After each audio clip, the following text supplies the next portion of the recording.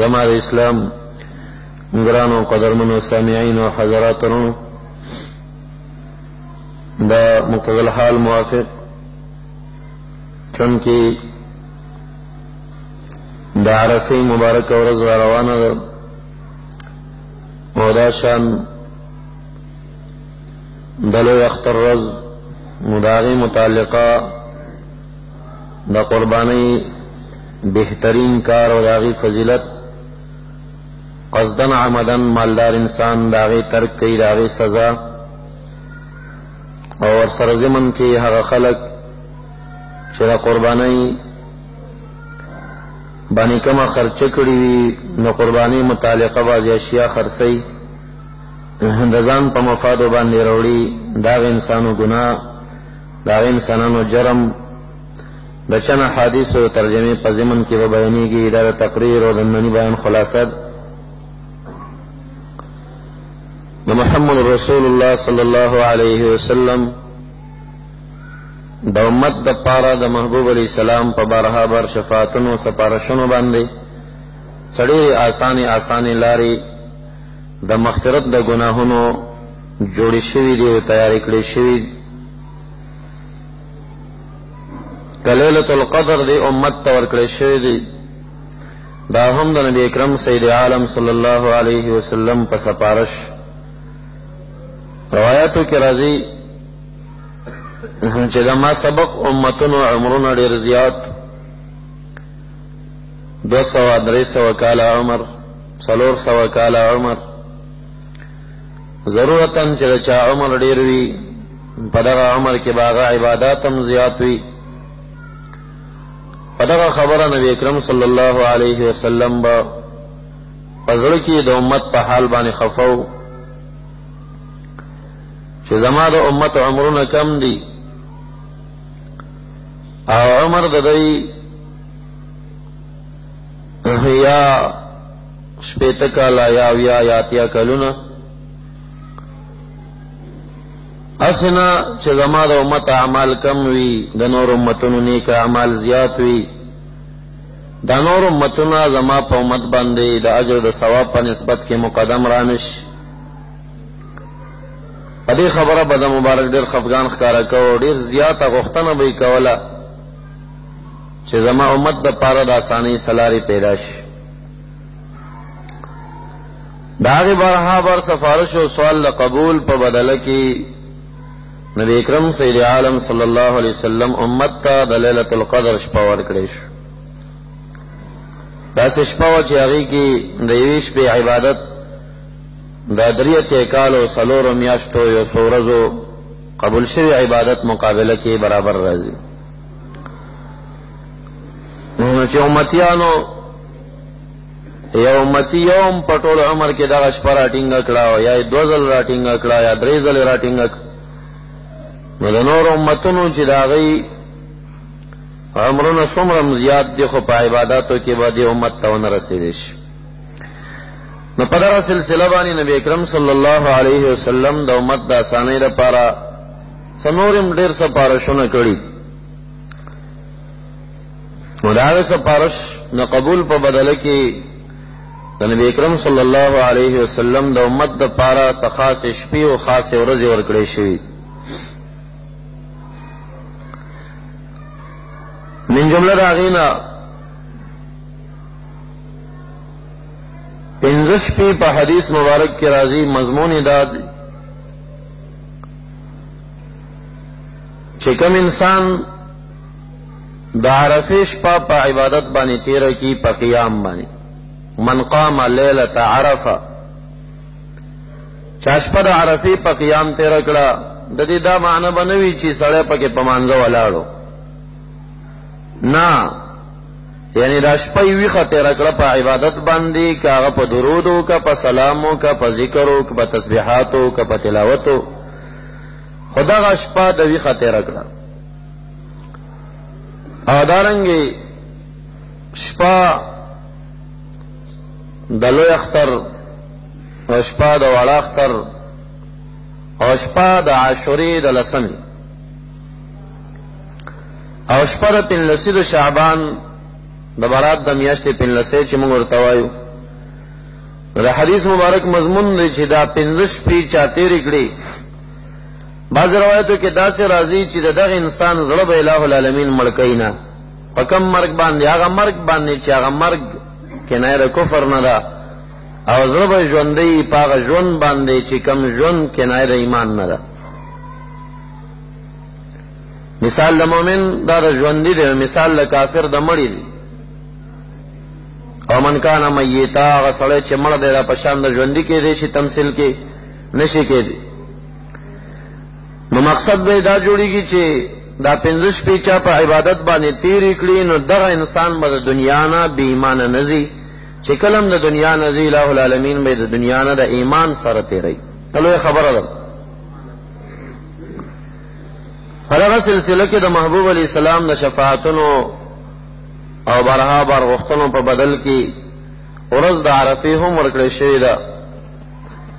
چې د هغې متعلق متعدد روایات راځي. روایت د مسلم د ابو قتاده رضی الله تعالی عنہ پر روایت سره دی. هغه وایي سئل رسول الله صلی الله علیه وسلم عن صوم یوم عرفه.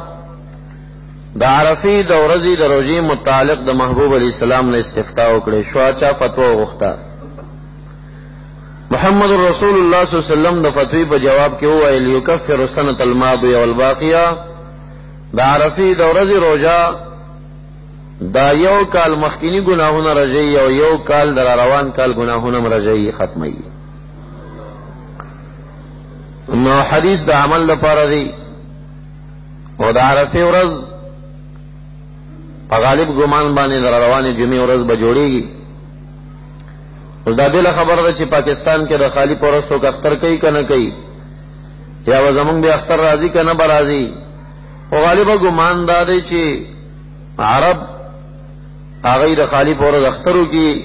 را روان، او د جمعې ورځ د هغې عرفه راشي. ممکن چې مخالفت وشي، مخکې رستو شي.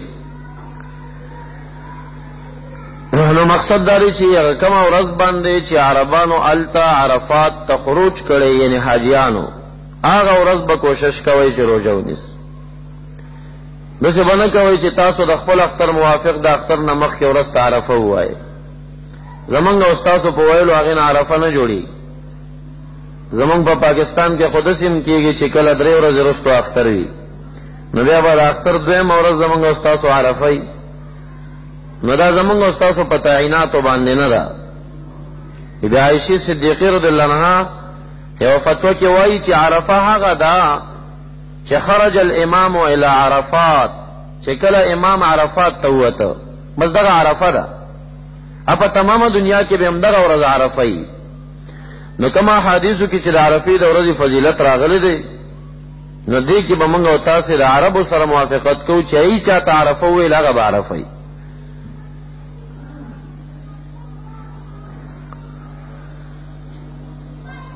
نو د 2 کالو ګناهونه ور باندې رزيږي. دغه روایات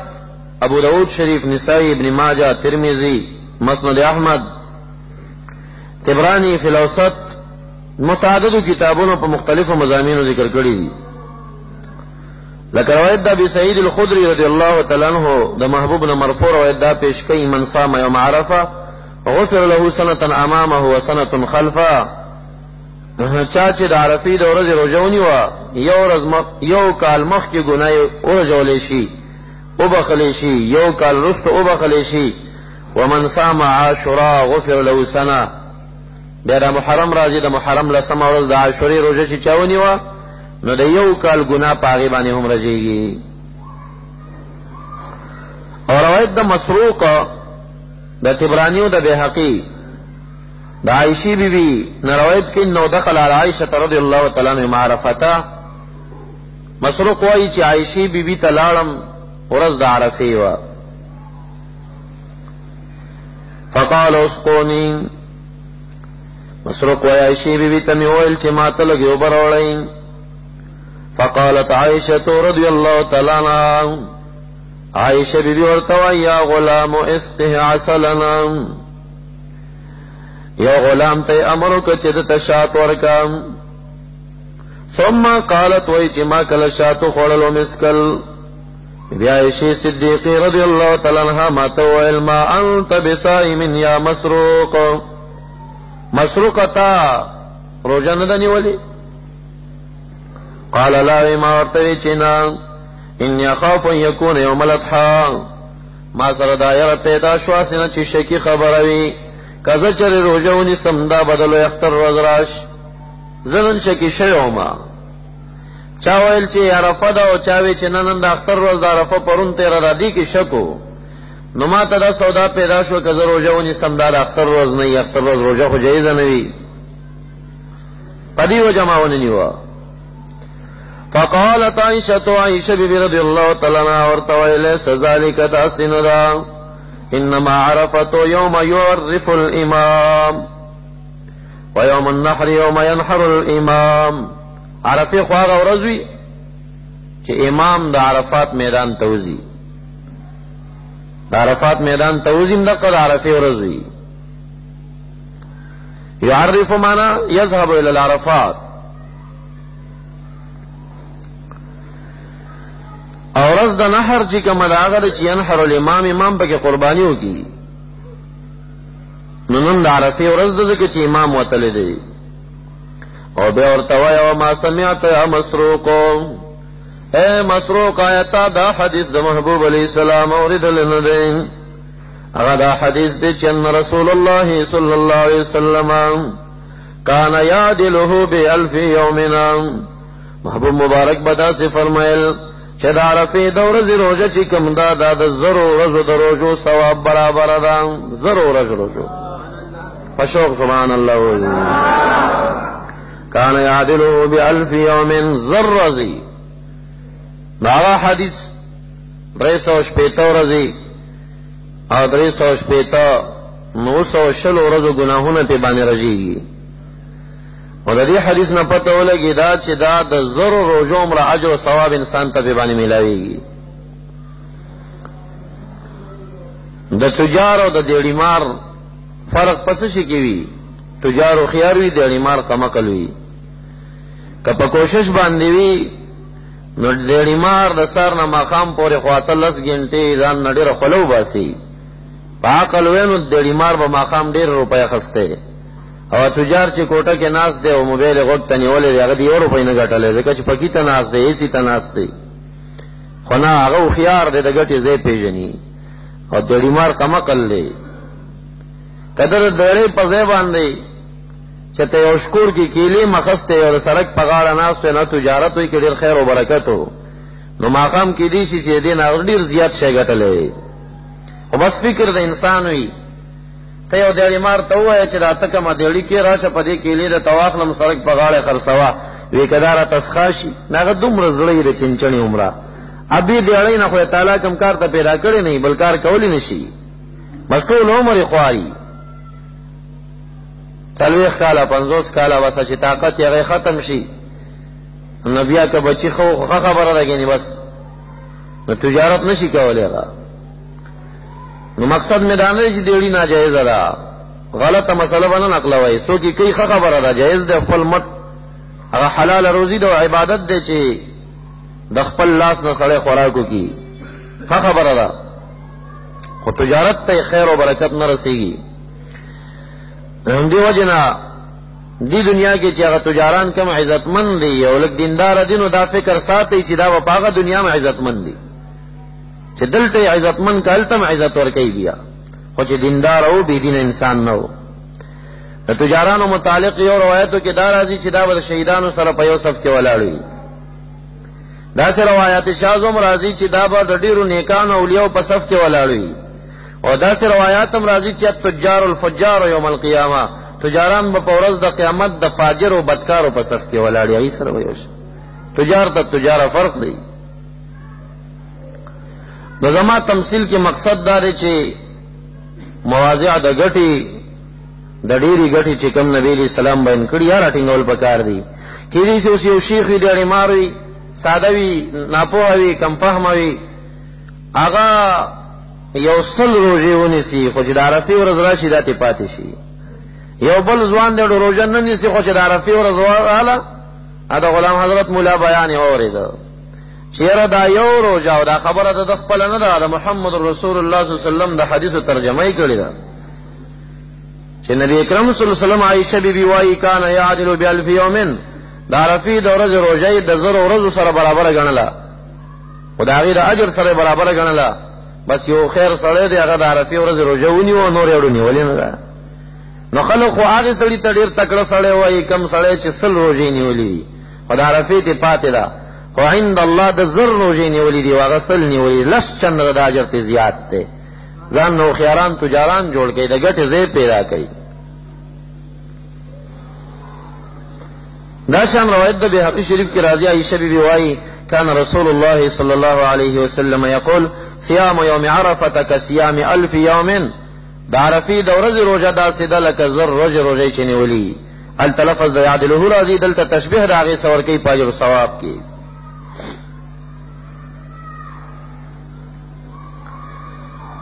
بهرحال نو د مقتضی الحال موافق یو مسله چې موږ تاسو ته په هغې عمل کول پکار دی، هغه دا ده چې را روان د جمعې ورځ کوشش وکړئ ټول او روژه ونیسئ. د هغې نه سوا دا 10 ورځې د هغه 9 ټولې چې دا میاشت رانوې شوې ده په 10مه اختر راځي، دغه 9 ورځې ټولې چې کوم دی مستحب دی او بهترین کار دی چې څوک یې نیوی شي اوس نه دې شروع کې روژې دې نیسي. او که ټولو ته د چا وس نه کېږي د عرفې د ورځې د 2 کالو ګناه پرې رژېږي او د 1000 روژو اجر انسان ته پې باندې ملاویږي، زیات کوشش او تلاش د دې شي وکړي.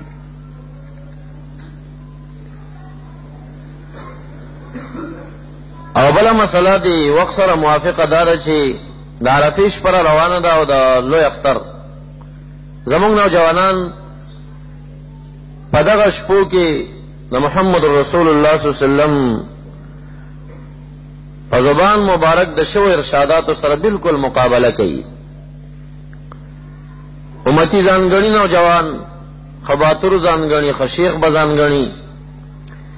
لیکن نبی اکرم صلی الله علیه وسلم دغه شپې عبادت د پاره وضع کړي دي، موږ او تاسې دا میلو ته وضع کړي دي. خشیخ به وي خو په دغه شپه به شیطان به ورخطا کی، د اختر شپې به دی په میلو تیروي، دا وخته پورې و په خاریه کې ګرځېږي. روایت دا امام ابو نعیم الاصبهانی دی، معاذ بن جبل رضی اللہ تعالی عنہ راوی دی، قال قال رسول اللہ صلی اللہ علیہ وسلم، نبی اکرم صلی اللہ علیہ وسلم فرمائلی دی من احیاء اللیالی الخمسہ، 15 شپې چې چا ویښې تېرې کړې ژوندی یې کړې، هغه 15 شپې کمې دي لیلة الترویه، یو د ترویې شپه ده. ترویه د روانه دی په معنا د خړوبوالي باندې، دا د عرفې د شپې نه هغه وړاندې شپه ده او دې ته لیلة الترویه ځکه وایي چې د دې په سبا باندې سبای کې هغه وخت سره به خلکو خان ساتل، دا به یې په اوبو ماړه کړل، نو بیا به یې د ماسپښین مونځ وینا ته ورسو، بیا مازدیګر بیا ماښام بیا ماخوستن سبای د عرفې شپه دا به یې دغلته مینا کې تېره کړه چې دا سنت دي، 15 منځونه دي، او بیا به سهار روان شو نو بیا به عرفات ته لاړه. نو دا ترویه ورته ځکه وایي چې په دغه زمن کې به خلکو خان په اوبو باندې مړول. نو یو د عرفې د شپې نه مخکې شپه چې د دې میاشتې 8مه شپه راځي، ولیلة عرفة بل د عرفې شپه، د دې میاشتې 9مه شپه، ولیلة النحر بل د اختر شپه، ولیلة الفطر بل د واړه اختر شپه، ولیلة النصف من شعبان او د 15 شپه. دا 15 شپې چې چا ویښې تېرې کړې، نو محبوب علیہ السلام فرمائی وجبت له الجنه، دا انسان ته جنت واجب شو، جنت ورته واجب شو. نو او بعض نور روایتو کې راځي چې من احیا لیلة الفطر و لیلة الاضحى، د واړو د لوی اختر شپې چې چا په ویښه تېرې کړې عبادات یې وکړل، په ویښه خدا معنا نه چې میلو کې وګرځېد، عبادتونه وکړل، لم یمت قلبه یوم تموت القلوب، هغه ورځ چې زړونه مړه کېږي د زړه به نه مړ کېږي. ما مخکې وویل چې دا کنایه ده د کمال ایمان نه، چې دې دنیا نه ځي نو دی به د ایمان سره ځي.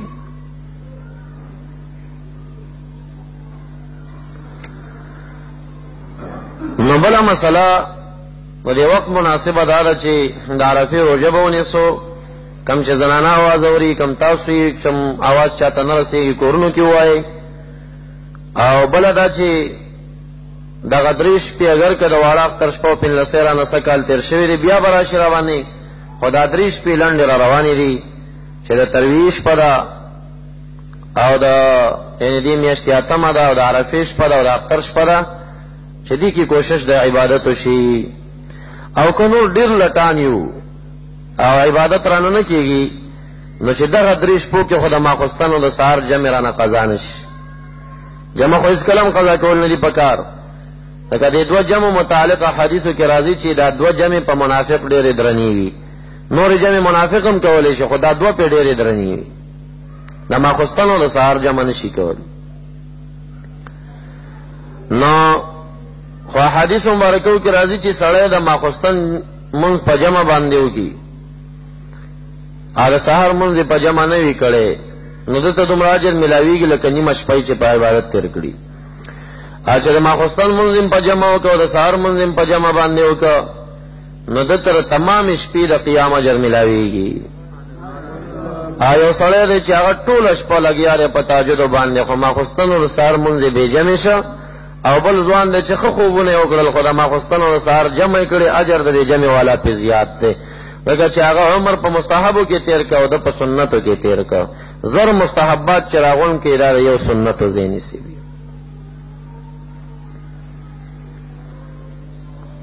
دغه وجه ده چې مخکې حدیث کې بیان شول چې د عرفې د ورځې روژه دا د زرو روژو اجر و ثواب لري.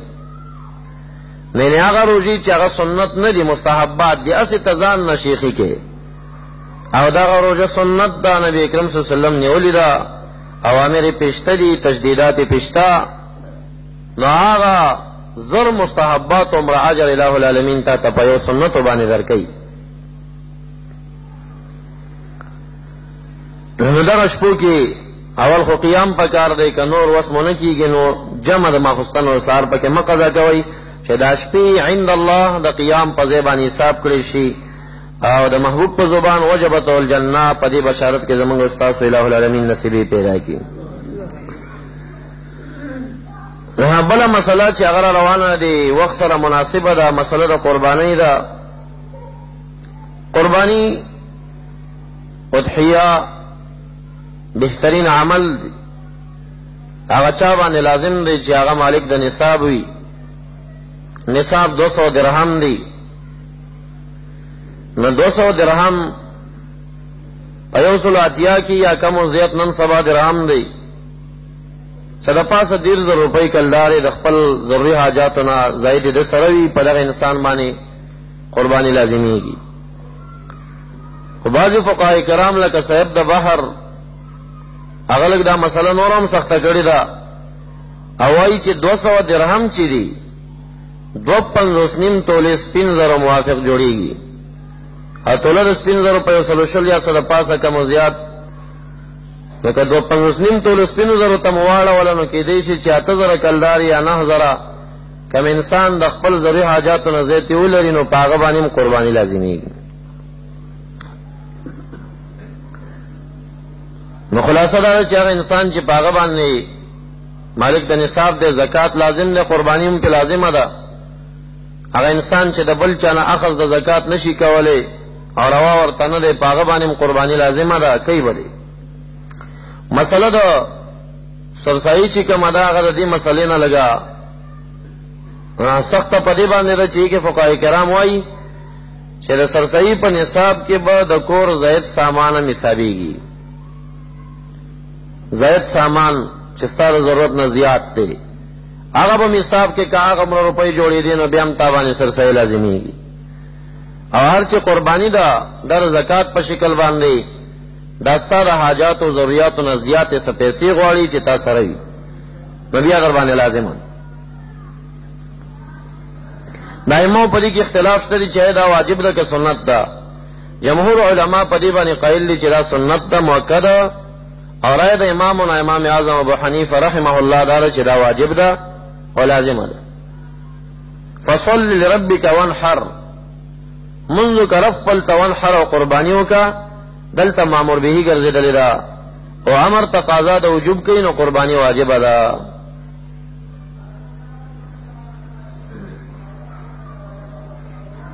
فضیلت متعلق بی عائشہ صدیقہ رضی اللہ تعالی عنہا راویہ ده د محبوب نے مرفوع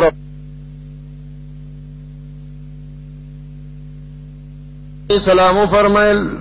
ما عمل آدمی من عملنا، یو بن ادم یو انسان یو عمل بنکی پا ورز دلو اختربان لین حب الى اللہ من احراق الدم چاگد الہ العالمین تا دیر محبوب شی دا آغینا چیوینتو یئی. دا اختر پا ورز بانی انسان وائی دیر عبادتو نکی،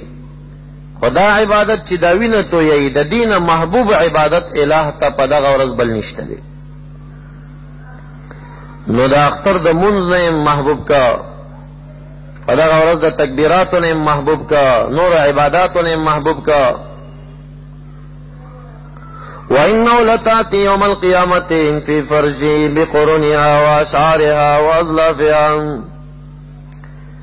او دغه ساروی ورځ د قیامت کې برازین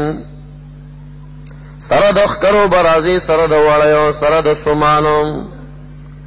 دار سره برازي استاد تل د نیکی کې و پریوزین د نیکی تل استا بدر نه.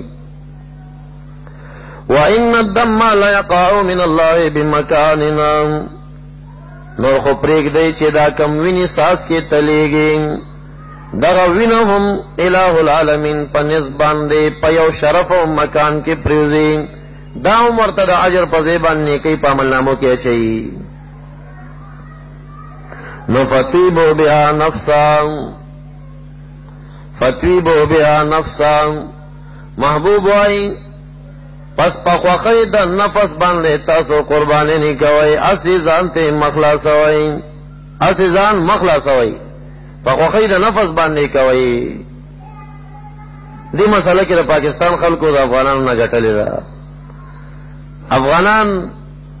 مدای او سر گوری طول بنوائی ما خو اکثر دا سی دی. دا پاکستان خلق چی دی،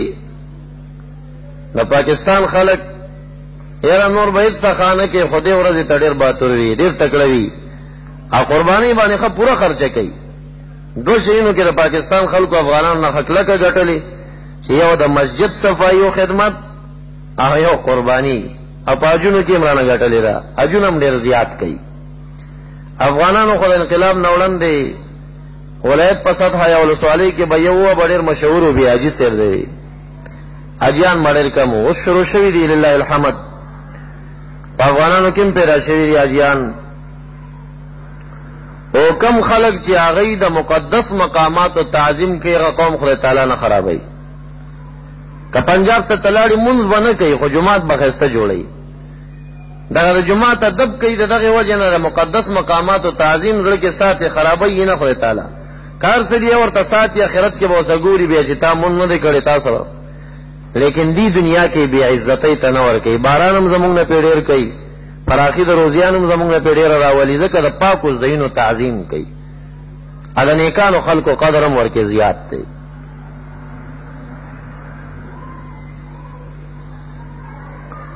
هل ترسرون وترزقون الا بدعفائکم،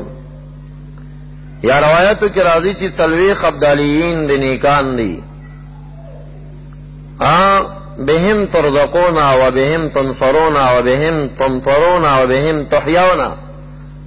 وبهم تموتون. روایت عبداللہ ابن مسعود دے جلال الدین سیوطی رحمہ اللہ ذکر کرے دی. سلوی خولی کرام عبدالین دی وائی چی آغی پوجہ باندی تمام دنیا باندې باران دا آغی پوجہ کی، تمام دنیا سر امدادون دا آغی پوجہ کی او دا سمر حیات بچی چی چاہتا اور کولکی کی دا آغی پو برکت دا سمر چمری وی دا آغی دا وجی اشاگرد ورطوائی چی دا باران با دا آغی دا برکتی دا آغی دعا بوی نو دا مرگ و جن سنگا پا آغی باندے دے. عبداللہ ابن مسعود سے ورطوائی چې هغې چا نظر خوشحال شي وي لا حد ته بچي ورکړي خدای تعالی بچي ورکوي او چې چا ته غصه راشي خدای وایي تباهي پرې راولي یا تباه برباد شي نو ځکه دوی ته نسبت کېږي سبب دی جوړي ظاهري اسباب لولا عباد ركع وصبيان رضع وبهائم رتع لصب العذاب صبا کواړه واړه بچیانو ته نه رو دی کسارو غیاګانې نه خوړې یعنی غیا خورون کې ساروی نه وي تیریدون کې بچی نه وي عباد رکع عابدین بندگان نه وي رکوع سجدو والا خلق عابدین اولیاء نه وي لصب العذاب صبا حدیث مبارک دے سخ عذاب په دې خلکو شدید عذاب براغلی خو چې ناراضي ور باندې در دې درو خلکو برکت ماشوم ګنا نه کړی ساروی ګنا نه کړی او د نیکانو سره برکت شته دي نو بهرحال مقصد می داري چې د دې علاقو خلک چې کم دي دې مسله کې ډیر کوشش کوي او پټیر خوخی باندې ساروی خلی خبره ده داشن بل روج کہ راضی روایت زید بن ارقم نے قال اصحاب رسول اللہ صلی اللہ علیہ وسلم دا محبوب نے صحابہ کرام تپوسو کہ یا رسول اللہ ما هذه الاضاحی دا قربانیاں اس شے دے قال سنت ابیکم ابراہیم صلوات اللہ علیہ وسلم دا استاسو دنیکو د پلار ابراہیم علیہ السلام طریقہ قالوا فما لنا فيها يا رسول الله ویخ زمونگ پارا پدے کے زمونگ پارا پدے کے سا اجر ملاوی گی نو محبوب ورتوائی بکل اشارت حسنا تاسو تدمرا اجر ملاوی چی دا یو ویختا پا بدل کے لو العالمین ستاسو عمل نامو کی یو نیکی لکی یو نیکی ورکی آچوی صحابہ کرام خو مسئلہ سما تفصیل تر سولا پټکی انا غي اویل چې خا چار وخت په بدل کې یو نه کیوي نو چې چا ګډ لال کړي نو داغه خوري رضایتي وړي دي نو هغه انسان قالوا فالصوفو صحابہ کرام تپوس کې نو د وړي متعلق مرایسه ده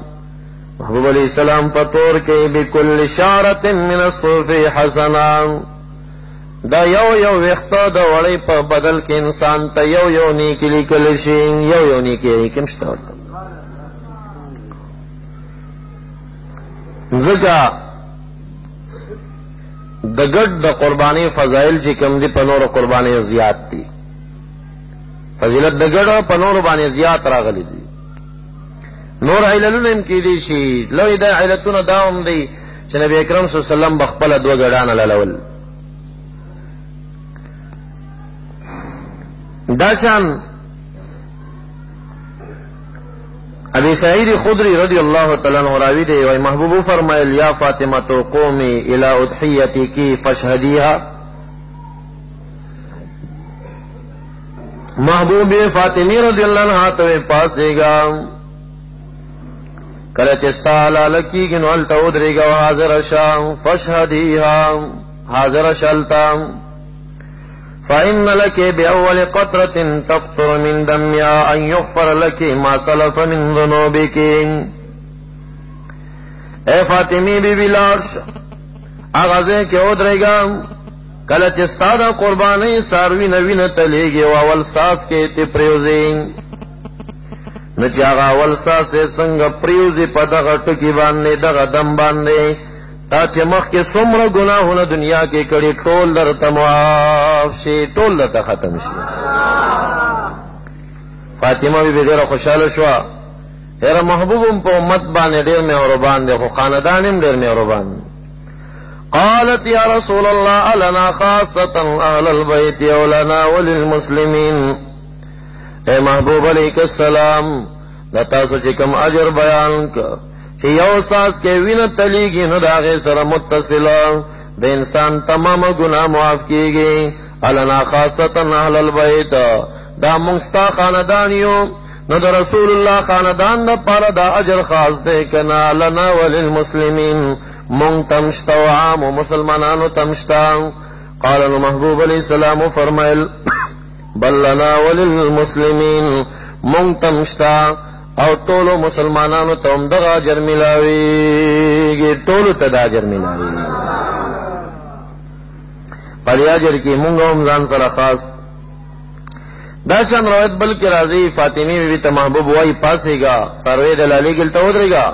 فإن لك بأول قطرة تقطر من دمها مغفرة لكل ذنبنا. یو ساس کې چې تلیږي د هرې ګناه دپاره مغفرت دی دا. اما انه یجاع بلحمها ودمها توضع في ميزانك 70 ضعفا. ستا د څاروي غوښه به م راشي، وینه به م راشي،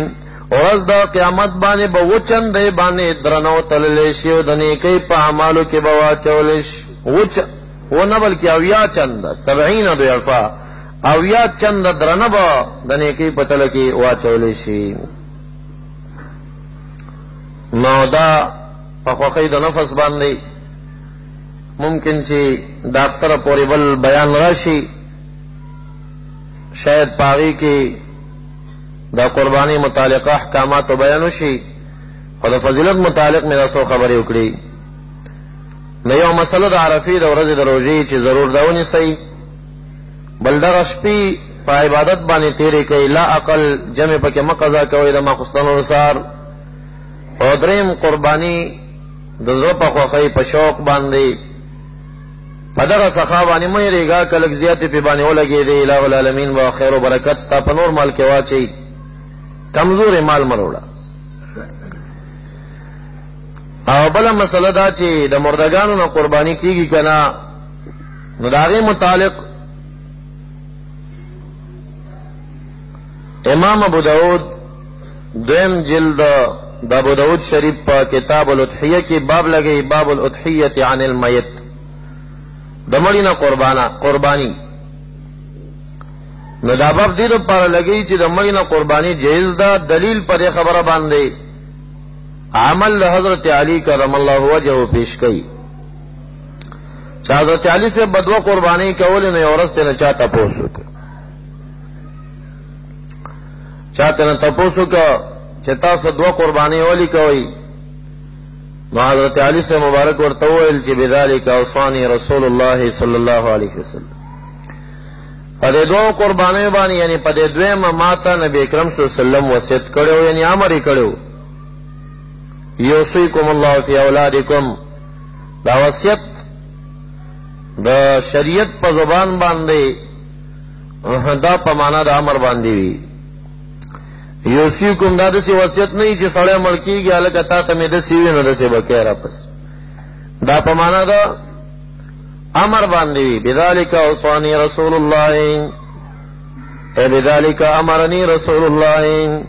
په دې باندې ما ته رسول الله مبارک امر کړی چې یو قرباني ما پسې کوه، یو قرباني ما پسې کوه. پرون په یو ځای کې ناستم نو یو ناجوړه تاسو ناجوړه چاته وایي که نه چې بیمار وي چې ته ډاکټر ته، زه ناجوړه هغه چاته وایم چې عقیده یې مرداره شوي. یو ناجوړه چې د عقیدې کینسر ورته رسېدلی و، د عقیدې کینسر ورته رسېدلی و، نو ما ته راغی کېناسته، نو ما ته وایي چې یاره جي دا څه خلک دي هغوی مړو پسې م قربانیانې کوي او نبی علیہ السلام پسې م قرباني کوي. ما یا او داسې ډېر نیکان شته دي چې داسې کار کوي، ډېر ښه خلک داسې شته په دې امت کې. خو دا سړي داسې ښکته پورته راته وکتل چې دا خو څه بل شان خبره ده وکړه. نو بیا ما ورته وویل چې مولای کامی وی چې زه خو امی مامای چې امی د مولیانو کار کې ګوتې مه وهه، تا خو دا شی دومره په سپکه یاد کړو، کتابونو په دې باندې لیکل کړي دي. حضرت علی صاحب مبارک هغه چې کوم دی هغه به دوه قربانۍ کولې او چا ته نه تپوس وکړه چې ته دوه قربانۍ ولې کوې؟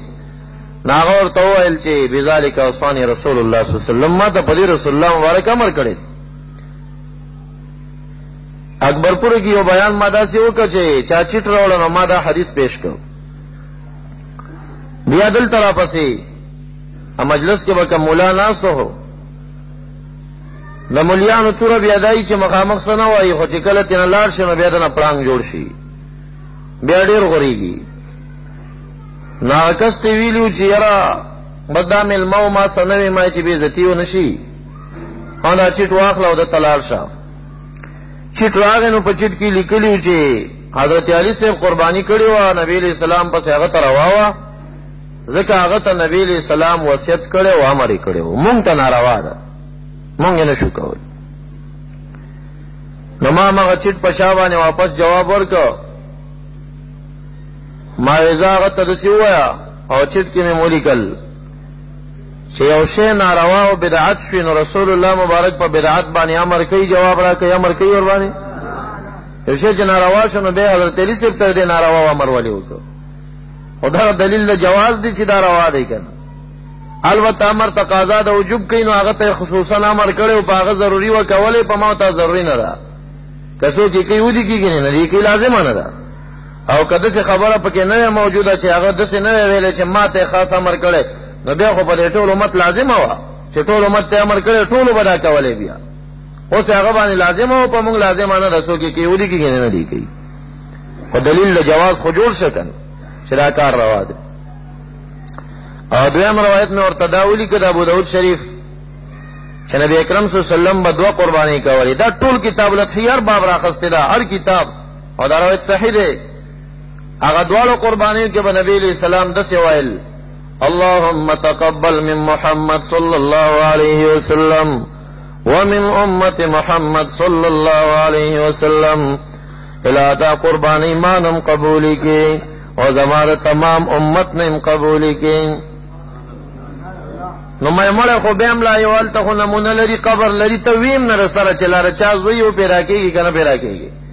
ته د سره وینه تا پس خلکو کړي دي، ثواب در بخله.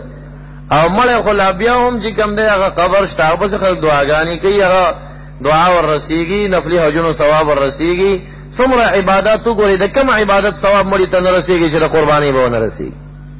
خو نفلی حج په حدیثو ثابت دی ثواب رسی، تلاوت ثابت دی د هغې ثواب رسیږي، اور دعا ثابت ده د هغې ثواب رسیږي، اور صدقات او خیراتونو ثابت دي د هغې ثواب رسیږي، ورته نفلی عباداتو ثواب رسیږي. نو آخر کم دلیل په حرمت راغی چې قرباني عبادت دی د دې نه رسیږي او د نور به رسیږي. نو دا دی خود ساخته د خپلې خېټې مسایل دي، په دې مسلو کې څوک شبهې درته پیدا نه کړي. کوم چې تاسو کې مالداران او د وس خاوندان دي، زیات کوشش د دې ولګوئ چې تاسو د نبی اکرم صلی الله علیه وسلم پسې خامخا قرباني کوئ. لازمه نه ده، واجب ورته مه وایئ، خو لکه دا کار دې زمن سره ځکه کوئ چې یو خو د محمد رسول الله صلی الله علیه وسلم روح پې خوشحالیږي، نو هغه به ضرور چې کوم دی بیا ستا سفارش او شفاعت کوي. او چې ته داسې ځان ته بېګانه او پردی کړې نو هغه دې بیا څه پروا کوي. نو ځان مونږ ته پکار دی چې پې ورګډ کړو، هغه مونږ ته ضرورت خو نه لري، مونږ به ځان ور یادو ورته. او بله دا ده چې دې زمن کې هغه ناجوړه چې په زړه کې د محمد رسول الله صلی الله علیه وسلم دشمني لري، د هغوی زړونه پیچوي. کله چې د نبي علیه السلام قرباني دې ومنله، نو بیا هغه له ښه ښکاره حلاله وه، یو څو ناجوړه ولاړ یې هغوی په مخ کې حلاله وه، دا د نبي علیه السلام په نوم مې خیرات کړي، چې د هغوی خو پې زړونه وچوي که نه. هغوی چې څومره یو عاشقان د یو ښه کار نه منې کوي، هماغومره به خدای تعالی عاشقان نور هم تیزوي. یاره یو وخت کې تاسو سوچ وکئ دا میلاد النبي، خو چرته به د یو پیر صاحب په دربار کې کېده یا 15 یا 10 به ټول پېښور کې نه و. خو چې هغه چا چې زړه کې د محمد عربي دشمني وه او دې محفل ته بدعت وویل، دې محفل ته ناروا وویل، مت دومره ډېر شو چې اوس د دې زړونه پې باندې چې په عرضې کې لګیا دی میلاد النبي دی او میلاد النبي دی، پوره ور باندې داسې دي چې حیران دي چې موږ څه چلو. نو چې کم کار نه دی انکار کوي، نو هغه کار تاسو سم د جهاد په نیت باندې کوئ، پرې چې زړونه پې خفه کېږي. دا شان حدیث مبارک کې راځي: خیر اضحیة الکبشه، غوره د قربانیو نه چې کم دی هغه ګډ دی، ګډ دا ګډ چې کم دی دا غوره د قربانیو نه دی. په غټو څارویانو کې 1 نفر شریکېدی شي، او ګډانو چیلې کې انفراد د ځان ته بکئی بهتري په سو وجو باندې کې دیشي یو جل بهتري دا هم د چې تزان سره نور کسان په عمل کې شریک کینو روا کار دی سنا روا نه دی خدا څلور یا پنځه چې تا شریک کړی دي کپدیو کې د یو سړی نیت خراب او د غوخیو یا نور نیت کې خرابي وا نو چار کله نیت داغه خراب شو نو دا چې کوم ور سره شریک دی قربانین تباہ او برباد کړ دام خراب شو نستا خو نیت جوړ دی خو استا د مرګري په نیت څه خبره چې دا جوړ دی کنه جوړ د دریا د پاره کړي کنا سي تربور د شرم نه کړي دا کاسه خزو په غور ور کړي دا ورته چې ګوره دا فلانه کوي ته نه کوي را قرض کړي دی کړي دا ډېری خبري جوړیږي او کله الله د رضا د پاره کړي چې دا یو سنت عمل له ماته په اجر ملاوي چې دا غنیت خراب شستا قربانیم خراب کړل ځنس نو ناروا نه ده شرکت خروا ده خودم را ده چې نن سبا زمان کې خطرونه پکې ډېر دي نو چې ځان ته قرباني وکړي شنو دا بهترینه طریقه ده چې ځان ته وشي پاتې شو د هغې د سرمن متعلق خرڅول چې یو سړی ځان دپاره خرڅ کړي یا خرڅ کړه پیسې را واخیستې زه بیا به کم طالب ته ورکړم رو هغه ته ولګېږي بیا دا پردی قرض خلاصول خو ډېر ګران کار یې به چېرته ورکوي ابو هريره رضی الله عنه روایت د حاکم نے صحیح اسناد دی وای نبی علیہ السلام فرمایل من باع جلد اضحیته فلا اضحیت له چا چې قربانی سرمن ځان د پاره خرڅ کړه فلا اضحیت له د انسان قربانی نه ده شوی د انسان قربانی تباہ برباد شو خراب شو بس غوخه خبر ایمان او خوړه فاجر ته تم نه کوي چې چا د قربانی سرمن د خپل مفاد او ځان لپاره خرڅ کړي اوستانه ده بس نو ځان لپاره نه خرڅي اور انسانان چې هغه وسلري او قربانی ونکړه دا روایتم د حاکم دی صحیح دی ابو هريره راوی دی چې نبی اسلام فرمایل من وجد ساعه لان يضحي فلم يضحى فلا يحضر مصلانا د چا وسو طاقت کې د چې قربانی دیو کې بیا یې مون کړه فلا يحضر مصلانا نو دغه امتی دې زمونږ منځ ته ناراضي زمونږ عیدګاه کې دې مونږ سره شرکت نه کوي څومره تشدد وکړه چې چا خواص دی او قربانی نه کوي دا دې مونږ سره د اختر مونږ کې نه شریکيږي چې دې قربانی نه کوي نو د مونږ ته به څه ضرورت دی چې را خوشی شوی دی عیدګاه کې یا مسجد کې چې مونږ کېږي نو هلته مونږ سره ولاړ بیا دې مونږ سره په مانځه کې هم شرکت نه کوي دغه انسان مانځه ته هم زمونږ ضرورت نشته او اجتماع ته راتلو ته هم زمونږ ضرورت نشته بس ګوښه دي چې زمونږ اعمال نه کوي بهرحال دا څو مسائل مقتضى الحال موافق بیان شو باقی احکامات د قربانی ممکن روان بیان کې وچړلی شي درود شریف په شوق سره ولولئ اللهم صل على سيدنا مولانا محمد وآله ربنا اغفر لنا ذنوبنا وكفر عنا سيئاتنا وتوفنا مع الأبرار رب اشرح لي صدري ويسر لي أمري واحلل عقدة من لساني يفقهوا قولي ربنا زدنا علما نافعا ربنا زدنا علما نافعا اللهم صل على سيدنا مولانا محمد وآله وبارك